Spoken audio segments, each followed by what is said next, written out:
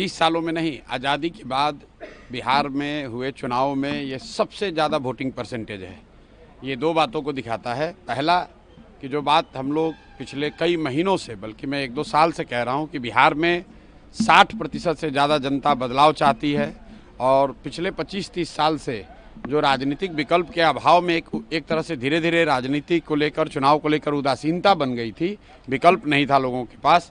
अब जनसुराज के आने से उनको एक नया विकल्प मिला है और बढ़ा हुआ जो वोटिंग परसेंटेज है वो दो बातों को दिखाता है। एक कि लोगों को एक नए विकल्प को देखकर उत्साह रहा है और बड़े पैमाने पर वोटिंग हुई है, बदलाव के लिए वोटिंग हुई है। और दूसरी बात, जो बड़े प्रवासी मजदूर हैं जो बहुत बड़ी संख्या में छठ के बाद रुके हुए हैं, उन्होंने अपना और अपने परिजनों का, अपने मित्रों का जो वोट कराया है उसने सबको सरप्राइज़ किया है।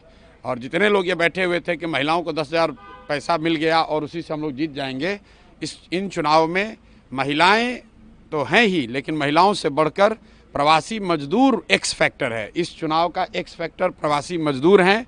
वो क्या कर रहे हैं, वो अपने दोस्तों, मित्रों, परिवार वालों से कैसे वोट करा रहे हैं, इसी से बिहार का चुनाव तय होगा। तो जनसुराज कितना कॉन्फिडेंट है अपनी जीत को लेकर के? कितनी सीट? जनसुराज बिल्कुल कॉन्फिडेंट है कि 14 तारीख को आप देखेंगे इतिहास लिखा जाएगा। बड़े बड़े पंडित, कोई ये नहीं बता रहा था कि जनसुराज इस बार इतने बड़े पैमाने पर वोटिंग होगी।